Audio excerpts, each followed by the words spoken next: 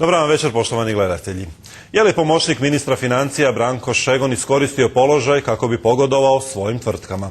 To pitanje postavlja se nakon što je otkriveno da je upravljanje tvrtkama prepustio svom sinu, a HBOR im odobrio kredit od 31 milijun kuna. Osim toga, Šegon je kao predstavnik Ministarstva financija sudjelovao u privatizaciji vodećeg korčulanskog hotelskog poduzeća HTP Korčula. Naime, njegova se obitelj bavi luksuznim turističkim biznisom upravo na Korčuli. Nakon što je aferu otkrio portal Indeks.hr, u Ministarstvu financija negiraju da je pomoćnik ministra u sukobu interesa vezano za kredite HBOR-a. Upravljačka prava gospodina Šegona na dio spomenutih tvrtki prenesena su na odvjetnički ured za vrijeme obnašanja javne dužnosti, a počevši od 1. siječnja 2012. odnosno stupanjem na dužnost pomoćnika ministra. Isti je ugovor ovjeren kod javnog bilježnika. Međutim, na stranicama sudskog registra vidljivo je da tvrtkama upravlja Šegonov sin, što nam je i on sam potvrdio u telefonskom razgovoru. Ja upravljam svim tvrtkama. Da, mi smo dobili dopis iz Ministarstva financija koji kažu da upravlja odvjetnički ured neki. Ne znam šta su oni dostavili. Zakon o sprječavanju sukoba interesa dužnosnicima i članovima njihovih obitelji zabranjuje upravljanje trgovačkim društvima. U HBOR-u, čiji je predsjednik nadzornog odbora Šegonov šef, ministar Slavko Linić, nisu željeli komentirati detalje Šegonova kredita. Tražene informacije podliježu pod bankovnu tajnu sukladno Zakonu o kreditnim institucijama, te nažalost nismo u mogućnosti dostaviti traženo. Ipak, mogućnost sukoba interesa ministrova pomoćnika mnogo je dublja. Naime, Branko Šegon u svibnju 2010. pompozno je otvorio luksuzni hotel Korkira u Veloj Luci, u kojoj je uložio više od 30 milijuna kuna.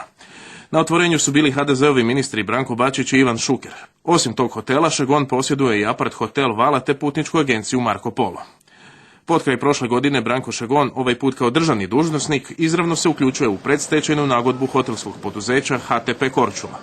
Nju je za 50 milijuna kuna kupila novo osnovana tvrtka Dalmacija hoteli. Šegonovo sudjelovanje u privatizaciji jasno je i iz izjave za HTV. Kad govorimo konkretno o HTP Korčula, tu imamo jednu ponudu od strane investitora, znači FGS-a.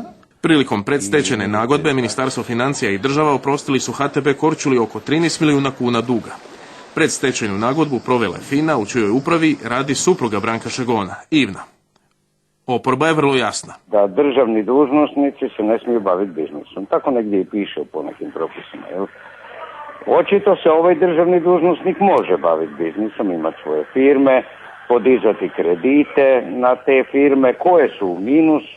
Pa mislim da do afere ne bi ni došlo da nije bilo tenzija između ministara Linića i Marasa. A ako je sve točno što je u medijima objavljeno, onda jedino logično rješenje je da pomoćnik da ostavku ili da ga ministar Linić smijeni. Ako to ministar ne učini, znači da je sve za to znao, da to odobrava, a onda je to nedopustivo. Kakvu god odluku povjerenstvo donijelo, mislim da se pokazalo da i Zakon o Hrvatskoj banci za obnovu i razvoj treba doraditi, ali i neke druge propise. Dakle, treba jasno napisati, jasno naznačiti tko od dužnosnika, tko je imao neku tvrtku ili bio u doticaju sa tvrtkom, kad uđe u politiku može ili ne može dobiti određene kredite. O Šegonovim poslovima sutra bi se trebao oglasiti i ministar financija Slavko Linić, koji gostuje na prvom programu Hrvatskog radija u emisiji Poslovni tjedan. Gošća trećeg dnevnika je članica upravnog odbora Transparency Internationala Hrvatska, profesorica Livija Kardum. Dobar vam večer, profesorice. Dobar večer. Vidite li u ovom slučaju sukob interesa dovoljan za ostavku ili smjenu gospodina Šegona? Transparency International Hrvatska ne bavi se pojedinačnim slučajevima. S obzirom da nadležne institucije još nisu obavile posao koji bi trebale i morale objaviti, mi možemo govoriti samo hipotetički jer ne smijemo apsolutno ništa prejudicirati. Ukoliko se pokaže točnim ono što je Indeks objavio, onda vjerujem da će gospodin Šegon podnijeti ostavku, ali prvenstveno iz osobnih moralnih razloga. Moram reći da u razvijenim demokracijama za mnogo manje slučajeve se daje ostavka. Ima li manjkavosti postojeći zakon o sprječavanju sukoba interesa?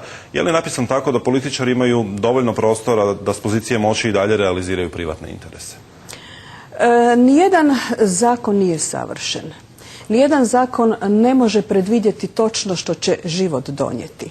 ali smatram da ovaj postojeći zakon, kao i slični zakoni, daje dovoljan pravni okvir da se spriječi sukob interesa.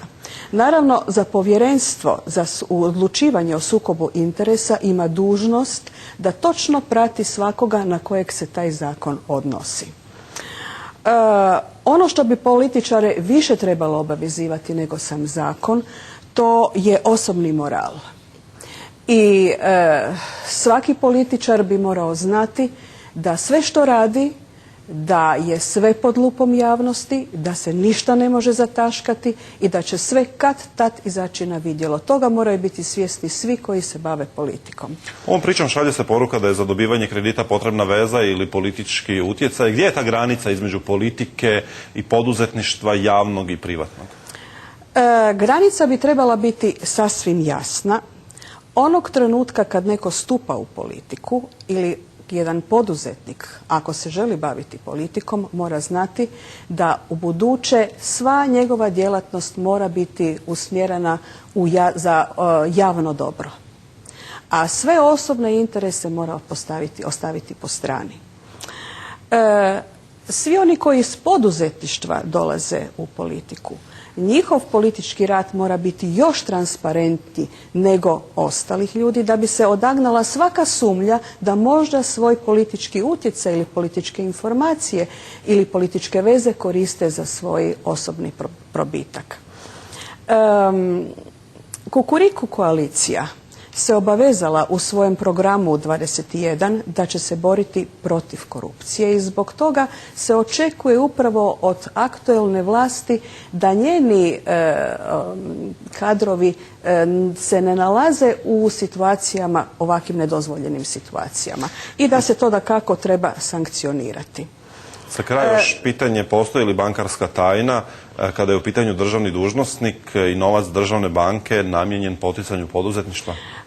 Transparency International je zauzeo vrlo jasan stav što se tiče Hrvatske banke za obnovu i razvoj, jer smatra, s obzirom da se radi o novcu poreznih obveznika, da svi krediti koji se daju moraju biti objavljeni, mora se znati kome su dati i pod kakvim uvjetima.